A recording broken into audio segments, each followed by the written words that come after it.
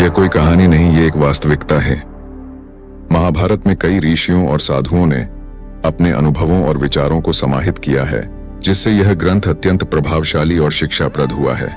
महर्षि वेदव्यास जी ने भारतीय समाज की विविधता को समेटने का प्रयास हमेशा किया है और उन्होंने इसमें अनेक उदाहरणों के माध्यम से मानवीय दुर्घटनाओं के पीछे छिपे सिद्धांतों को प्रस्तुत किया है। जब महर्षि वेदव्यास महाभारत लिखने के लिए बैठे तो उन्हें एक ऐसे व्यक्ति की आवश्यकता थी कि जो उनके मुख से निकले हुए महाभारत की कहानी को लिखने का कार्य करे। इस कार्य के लिए उन्होंने श्री गणेश जी को चुन लिया था और श्री गणेश जी भी इस कार्य को करने के लिए तैयार हो गए। पर वेदव्यास जी ने एक नियम रखा कि पूरे महाभारत लेखन के कार्य को एक पल के लिए भी बिना रुके पूरा करना होगा। इसलिए वेदव्यास जी ने निर्देश दिया कि कथा लिखने के समय कोई भी बाधा नहीं होनी चाहिए। इस पर गणेश जी बोले, अगर आप एक बार भी रुकेंगे तो मैं लिखना बंद कर दूंगा।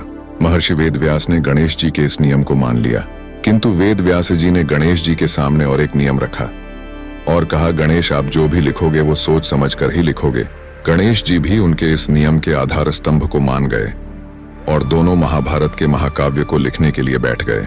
गणेश जी ने महाभारत की कथा को एक अनुक्रमणिका में लिखा था, जिसे सुनते हुए महर्षि व्यास जी महाभारत की कथा को सुनाते रहते और गणेश जी के द्वारा लिखी गई कथा को आगे बढ़ाते रहते।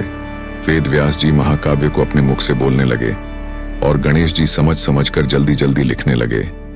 कुछ देर लिखने के बाद अचानक से गणेश जी की लेखनी टूट गई। लेखनी महर्षि के बोलने की तेजी को संभाल ना सकी।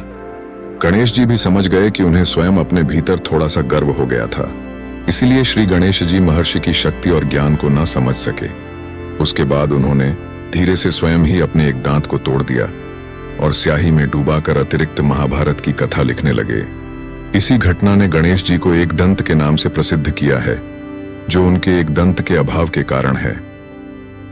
जब भी वेदव्यास जी को परिश्रम की अनुभूति व्यतीत होती तो वे एक मुश्किल सा छंद बोलते थे, जिसको समझने और लिखने के लिए गणेश जी को ज्यादा समय लग जाता था और महर्षि को विश्राम करने का कुछ समय भी मिल जाता था।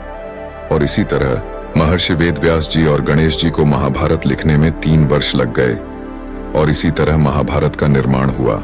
इसलिए व्यास जी के आदेशानुसार गणेश जी ने महाभारत की कथा को अपने मन में स्थिर रखकर लिखने का काम किया।